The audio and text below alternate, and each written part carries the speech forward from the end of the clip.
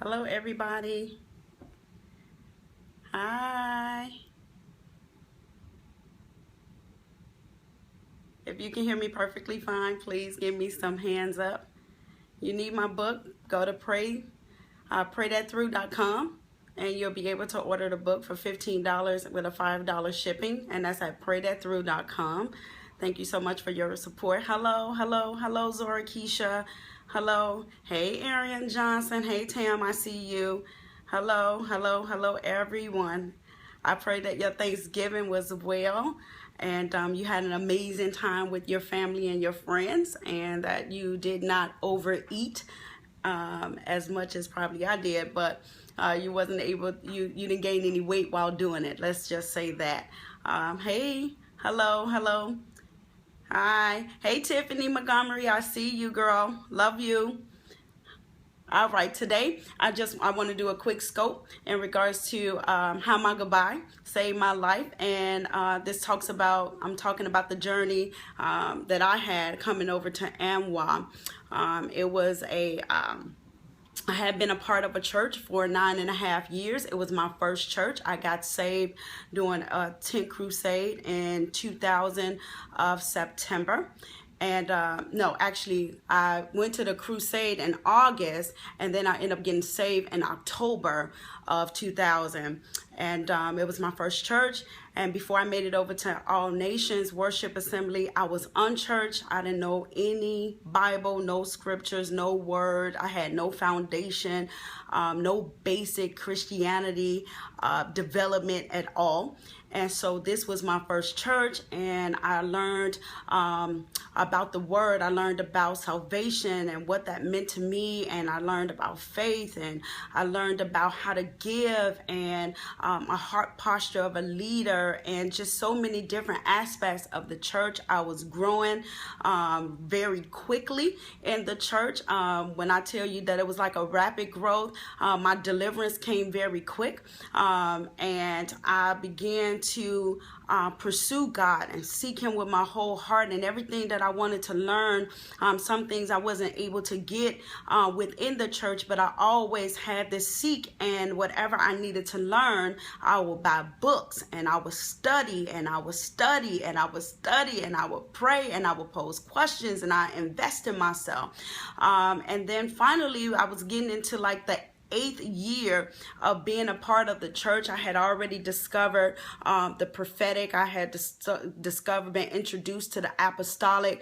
I was introduced into deliverance. I had became acquainted with my call and my gift, and I had started really studying what it meant to be a prophet and what it meant to be an intercessor, because I was an intercessor before I even knew about the call of God upon my life as a prophet. Though I was born as a prophet, I was discovered in prayer in regards to this call to intercession, and I began to really pursue God in regards to my call. And I felt like there were different components of my life that was missing, and no one had answers for it.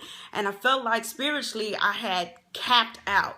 I felt like I couldn't go no further. I felt like this glass ceiling was over my head, and I felt like I could not shake it. I was sitting in services doing what we normally do religiously, attend the services 8:30 and 11:30. You sit there. You're in a leadership position. You're required to stay for both services. You're required to do what is necessary for you to do as a leader in the church. But something in me was missing, and I felt like there was a void. And the only person that can fill this void is God. So I began to pose questions to God in regards to what's the next step for me? What is this journey going to look for me, like for me for the next following year, which was going to be 2010. And I was becoming very like, it was mundane to keep coming to church and like doing things religiously or on a routine. You know, you got to be there for 8:30. You got to be there for 11:30. We know we got to come for Bible class, but there's something missing. I'm no longer taking notes. I'm no longer engaging in services. I felt like everything was just blah. Like there was like, okay, I'm here, but I feel like the only way God is really dwelling in this place is through His people within us. But I felt no presence. I felt no glory. I just felt like everything I was surrounded by was, I already knew what was happening behind the scenes, which also played a part as to why I went on this journey with God. But I just felt like there is a void, and only God can fill this void. And I no longer wanted to just sit in church for the sake of going because it was closest to my house, and I probably had a chief seat in the sanctuary, which is in the front, because now you're in leadership. And I didn't want to just come because I had this relationship with so many different people, my friends, and I didn't want to come because this was my first church. I didn't want to just stay there for those things. I needed more from God. So I began to go on this journey with God for a year. I went on a series of fasting, and I kept praying, and I made sure that I had a support group and a support system. And I kept telling them, I don't think I belong in this place anymore. And people kept saying, you need to stop saying that. I kept saying, I don't believe this. My pastor currently is my spiritual father. I don't believe that I can no longer grow in this place. I don't believe. My language started changing. I kept saying, I'm from the nations, and I kept having these dreams, and God kept telling me how he wasn't going to leave me in this place to die, but I was going through a process, and he was crushing me. And I was saying, but I'm still sitting here, and the reason why I can't go anywhere because I don't have anywhere to go. And so I continued with this fasting, and I continued with pursuing him and seeking him, and he kept giving me language of how I'm going to take you to a place, and you're going to transition out of this place, and it's going to come with some persecution, and it's going to come with some backlash. And I'm thinking, no, it wouldn't come with backlash. I've been with these people now going into my 9th year. I've been with them for 9 years. It's not going to come with any backlashes. These are the people that I fast with, what I pray with. These are the people that we build together with, people who taught me, those I set at their feet. It shouldn't come with backlash because I'm trying to pursue more of God. And so I continue to go on 21-day fast, 7-day absolute fast. I'll go on a 3-day fast. And so I kept saying, oh my God, when is this thing going to break? When am I going to break out of here? And a piece of me was saying, maybe if I continue to pray for the people that's in the church and pray for my leaders, things will shift, and things where maybe I can make a difference with my prayer in the current place where I'm at, and I won't have to leave this place. And so I'm like, okay, let me pray a little bit harder. Let me fast a little bit more. Maybe I won't have to move and transition into a new place. And then boom, here it comes. The mandate conference comes up, and it's with Apostle Greg House. And I see this flyer on here that has a guest speaker on it, and it says Dr. Matthew Stevenson. And I'm like, I never heard of him before. And he looks quite young. And so just like we always do, if somebody looks like they're a little bit younger than us, we don't want to really submit to them, because hey, what do they know? I've been in church probably longer than them is what we thinking.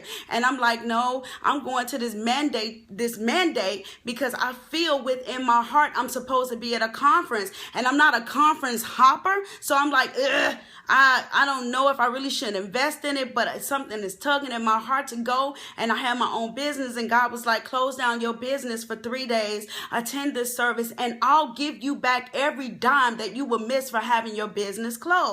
And so I closed up my daycare, and I attend the mandate service. I get there, and I'm like, I have no clue why I'm here. I take my mom with me, and I take my best friend with me, and I'm sitting there, and I'm still like saying, I don't know why I'm here, but I'm here. And so Apostle gets up, and they introduce him, and I'm like, whoa, he looks real young.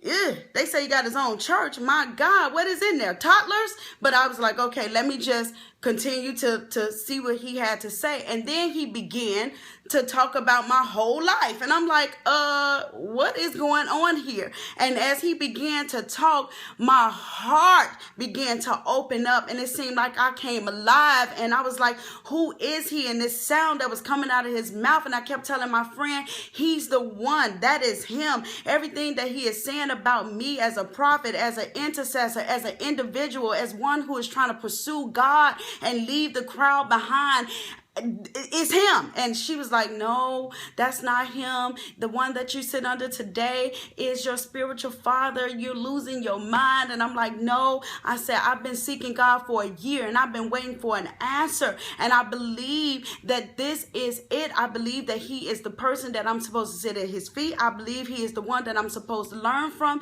And she kept saying, but he's young. And I said, but he knows God. And I said, and it's not about an age. It's about the one who knows the Father. And he knows more than I can probably ever know in this time. And I said, I don't care what you all are saying. I said, I believe that he is it. That's him. He's my spiritual father. He don't know me from a can of paint. I say, but I'm going to pursue God. I'm going to ask God some more questions in regards to it. I was talking to my husband about it.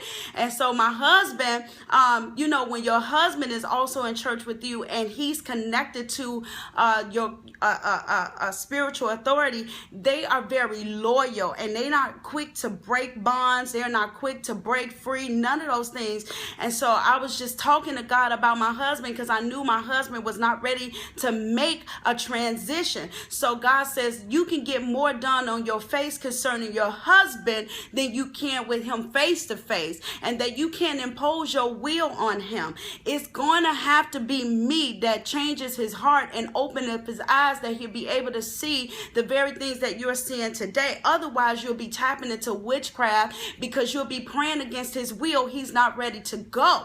And so I began to pray for my husband. I stopped discussing that we need to leave. I stopped talking about all those things until one day he said, you know, I need another job, because he was working for the church. And he said, I need you to write on my resignation letter. He submitted an application to a job. He got hired the moment that he submitted the application. He gave a 2-week resignation at the church, so he was no longer working for the church. So God, I knew God was breaking this soul tie. And then he began to say, I believe that it is time for us to go, but where are we going to go? And so I told him, I just believe that we are supposed to be a part of all nations. And now we're entering into our 9.5 year at our current church. And I'm like, okay, let's give, you know, I asked one question. Apostle had the Fire Global Alliance line. And because I was so thirsty and so hungry, it was supposed to be for leaders, like people who had their own churches or beginning their own church. I got on the line anyway, and I just wanted to be on that conference line because he was teaching, and he was teaching as if he was standing before a group of people, and it was over a actual phone call. And I'm like, wow, he's teaching like this over a call. And so he opened up the line and says, do anybody have a question? And nobody said anything. And so I took my phone off of mute and I asked a question. I can't even remember what my question was, but he stopped me in the middle of my question and said, can I say one thing to you? And I said, yes, sir. He says, the church that you're currently in, God's hand is no longer on that church. And it is for you to run and run quickly, because your life is at stake and God do not want you to die in that place. And I knew he wasn't lying, because God had kept telling me he was not going to allow me to die in this place, because I always said, God, I feel like I'm dying. And so when he said that to me, I said, oh my God, we got to get out of here like a job. We got to give a 2-week notice and we got to go.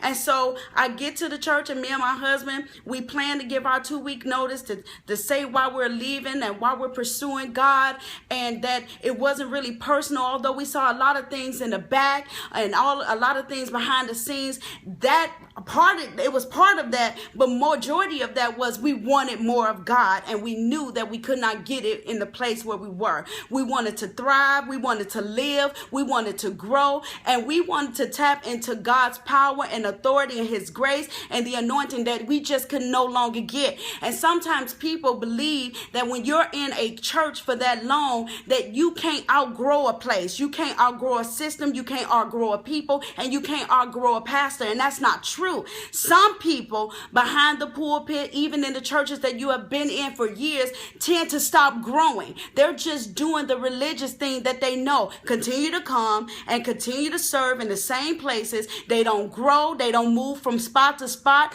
They don't expand. They don't know about their purpose. They don't know about their destiny. They don't operate in no power. None of those things. So you can't outgrow a people, and you can't outgrow a relationship.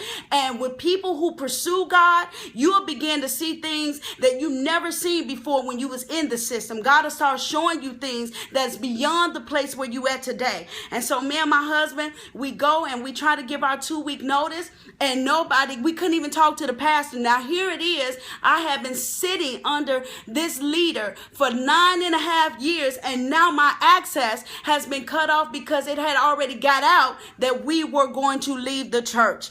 And so the moment that we tried to leave, they say, well, you can't talk to the pastor right now. They got the armor bearers, the security guards. On the day that we said we was leaving, we didn't have any access. They say you got to call and make an appointment. Okay, fine. We'll call. We'll make an appointment, because Apostle did say when he prophesied to me, when you leave, do it decent and in order, but do it quickly. So I'm like, okay, we're going to call. We're going to make the appointment, and we are going to leave decent and in order. I make the appointment. They say he's not available for you. I try to make another appointment. He's not available for you. I tried to send an email. He's not available for you. And so here it is. I knew now that I was dealing with a Jezebelic spirit. And so when Jezebel loses their control, they'll build a case against you. They'll do anything they can to keep you in that place of being under them with submission, because he knew that I was dedicated to the house, and he knew that I love God, and he knew I would never want to leave without leaving decent and in order, or leaving right. And so we had no access, and I was heartbroken by it, and I was broken by it. But I remember God saying to me, if you are willing to leave a people that you love, a place that you love, for me to go to a place where nobody knows your name, nobody knows your gift, no one sounds like you, and no one prophesies like you, they don't pray like you, and they don't even look like you. If you're willing to leave a place like this, to go to an unknown place, unfamiliar territory, I will accelerate you quickly. And I was like, we got to leave. We have to obey God. And so even while I was at All Nations the first week, I still was trying to make it right with a pastor, because why? I did not want to leave anything undone. And so I continued to pursue. Then I started getting these anonymous emails about me being a witch, and me being nothing that I ever prophesied ever came to pass, or being a betrayer. Then I received information in regards to when my mom and my mother and her husband left, like right after we did, to come over to All Nations. They got the exit interview. And so in this exit interview, my name came up along with my husband's name, and saying, well, if Kisha want to come back and do this interview, then I'm going to have to tell about what's going on with Mike, which is my husband, that we have pictures on him, and that these pictures is with him in a bed with another woman. Now, here it is. Your shepherd knows that your husband is cheating on you, for that's what they say. He's infidelity, but nobody wants to say anything to me. So you want to use this picture to keep me from leaving the church, or if I knew anything about you, you want to make sure that you can hold this over my head so I won't expose you in the midst of me leaving. And so the game got really dirty, and it got real nasty. And I said, well, God, I never known my husband to cheat on me. I never known my husband.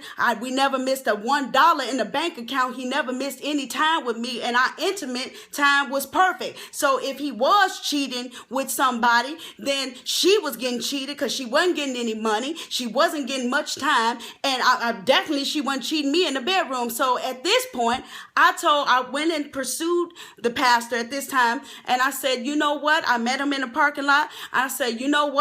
I said, I waited for him like a mad black woman in a parking lot. And I said, you know what, God? I said, now I can't even tell you if I want to get to know you now, because who should have been shepherding me and protecting me and cultivating me and loving me is trying to kill me. And so I said, and I can't do this anymore. I don't even know if I even want to be in your church anymore. And though I transitioned into All Nations, I'm hurt because this pastor is hurting me with things that has nothing else to do with him. And so I'm waiting in the parking lot of the church for the pastor, and I call him because I know his routine, and I come out and I get out my car and I catch him in the parking lot, and I said, how could you say such a thing, that you knew my husband was cheating on me and you didn't even correct him? And I said, and here's the crazy part, is that I don't believe that he cheated on me. And even if so, even if you call him in the bed butt naked,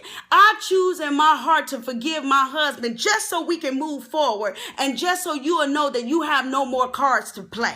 And I say, and because you are a shepherd, you will have more blood on your hand than I will have on mine. And I said, and I'm going to let you know that this game that you just played with this one card about my husband, if we didn't let the world tear up our marriage, we're not letting the church tear up our marriage. And I say, and I choose to believe that my husband did not cheat on me. And I choose to believe that this, what we have, is unbreakable. And I choose to believe what God has joined together, no man will be able to put it under, including you. And so I said, now you have no more cards to play, because with Jezebel, what they do is they'll try to build cases against you. They'll try to put rumors out about you. The whole thing is to defeat you if they cannot control you anymore. And so here is what I'm saying to you today. Your goodbye can save your life. You don't have to stay in a place where you're being tormented. It was a time when I was like the show horse,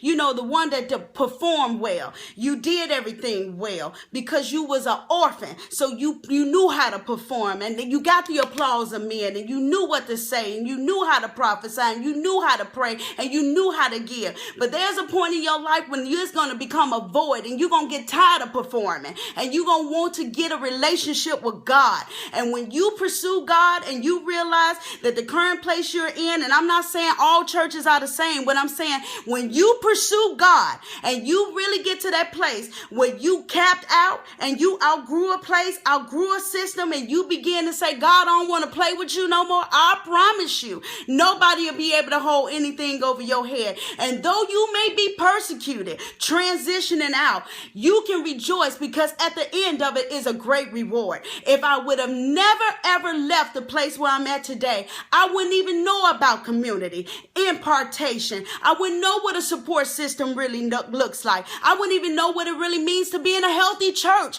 I wouldn't know what it means for people to really get chastised and not just destroyed in the chastisement. I wouldn't know what it meant to be loved genuinely by a leader who really cares for you. I wouldn't have known what it means to discover who I am in God, the way that I know myself today, the untapped part of me that I did not know. Because why? I would have been still sitting in the same place with the same people doing the same thing. And if you go there today to some of these places that you are either in or left, you will see that they're in the same spot. They haven't even grown none. They sing the same songs, preach the same messages, and they're doing the very same thing year after year. And though people told me when I was trying to transition, the in crowd, the circle that I had, oh, you out of season. This is not the season for you to leave. This is not the time for you to go. You're moving before your time. And I beg to differ. I said, either you a lying prophet or I'm a lying prophet. One of us is not hearing from God. And because it is about my life, I'm going to believe what the Lord has said unto me.